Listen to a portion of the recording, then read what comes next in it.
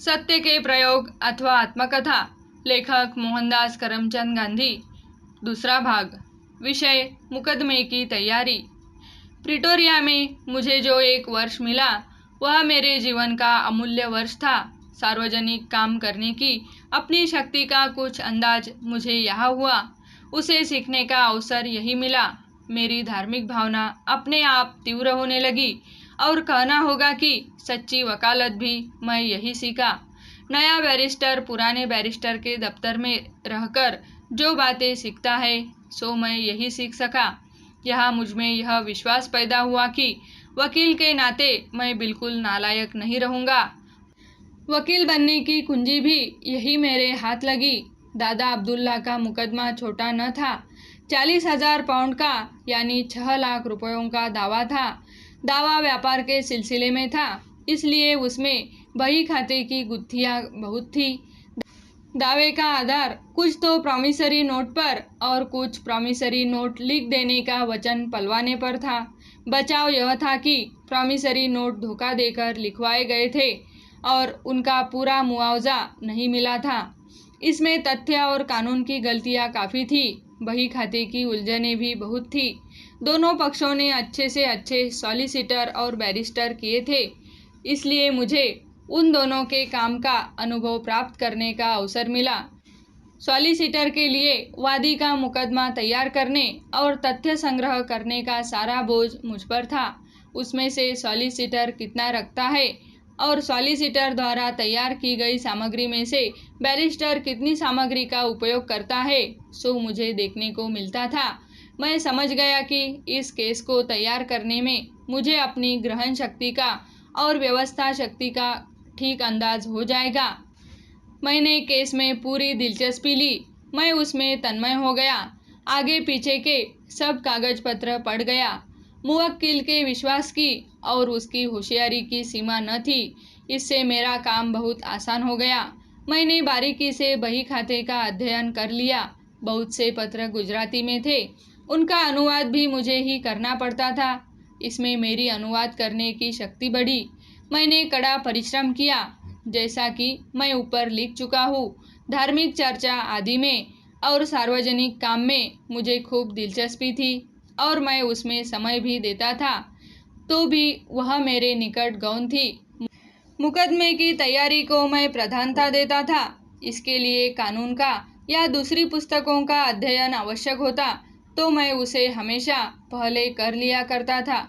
परिणाम यह हुआ कि मुकदमे के तथ्यों पर मुझे जितना प्रभुत्व प्राप्त हो गया, जितना कदाचित वादी प्रतिवादी को भी नहीं था, क्योंकि मेरे पास तो दोनों के ही कागज पत्र रहते थे।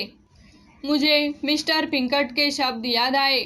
उनका अधिक समर्थन बाद में दक्षिण अफ्रीका के सुप्रसिद्ध बैरिस्टर मिस्टर लेनर्ड के एक अवसर पर किया था। मिस्टर पिंकट का कथन था, तथ्य 3/4 कानून है। एक मुकदमे में मैं जानता था कि न्याय तो मुवक्किल की ओर ही है, पर कानून विरुद्ध जाता दिखा। मैं निराश हो गया और मिस्टर लेनर्ड की मदद लेने दौड़ा। तथ्य की दृष्टि से केस उन्हें भी मजबूत मालूम हुआ। उन्होंने कहा, गांधी, मैं एक बात सीखा हूँ और वह यह कि यदि हम तथ्यों पर ठीक ठीक अधिकार कर ले तो कानून अपने आप हमारे साथ हो जाएगा। इस मुकदमे के तथ्य हम समझ ले। यूँ कहकर उन्होंने मुझे फिर एक बार तथ्यों को पढ़ समझ लेने और बाद में मिलने की सलाह दी।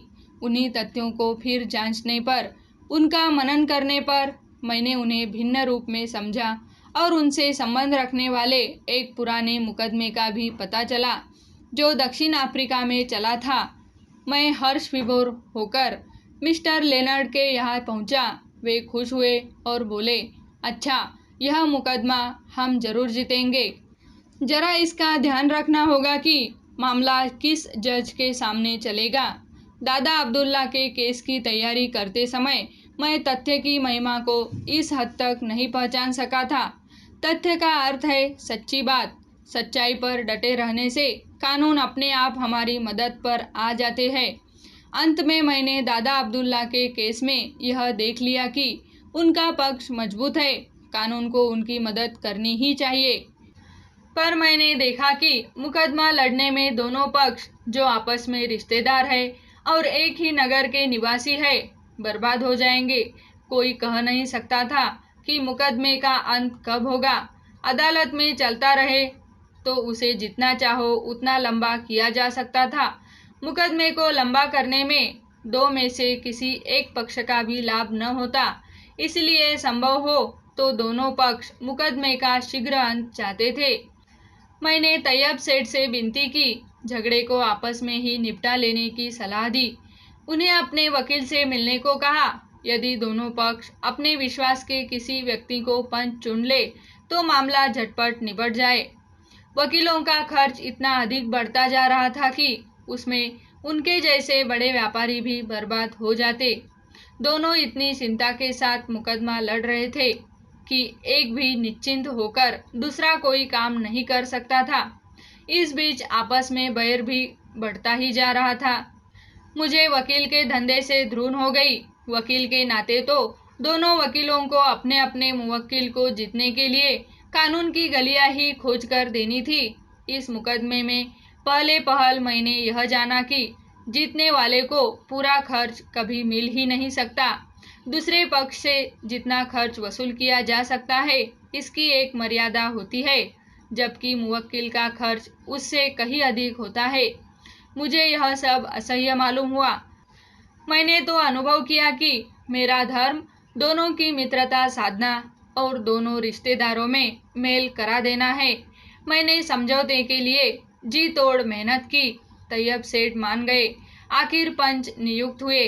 उनके सामने मुकदमा चला। मुकदमे में दादा अब्दुल्ला जीते।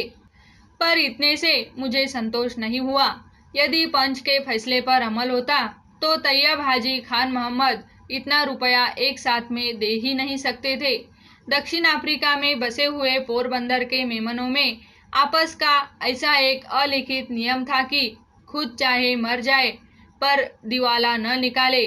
तैयब सेठ 37,000 पाउंड और मुकदमे का खर्च एक मुश्त दे ही नहीं सकते थे।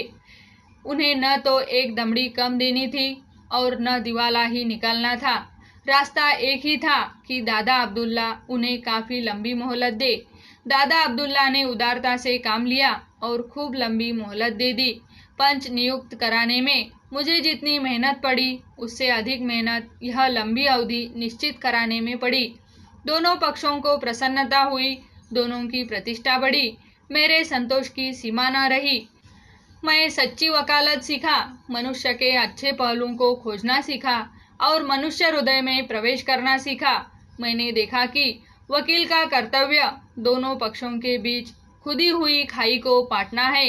इस शिक्षा ने मेरे मन में ऐसी जड़ जमाई कि 20 साल की अपनी वकालत का मेरा अधिकांश समय अपने दफ्तर में बैठकर सैकड़ों मामलों को आपस में सुलझाने में ही बीता। उसमें मैंने कुछ खोया नहीं। यह भी नहीं कहा जा सकता कि मैंने पैसा खोया। आत्मा तो खोई ही नहीं। विषय समाप्त।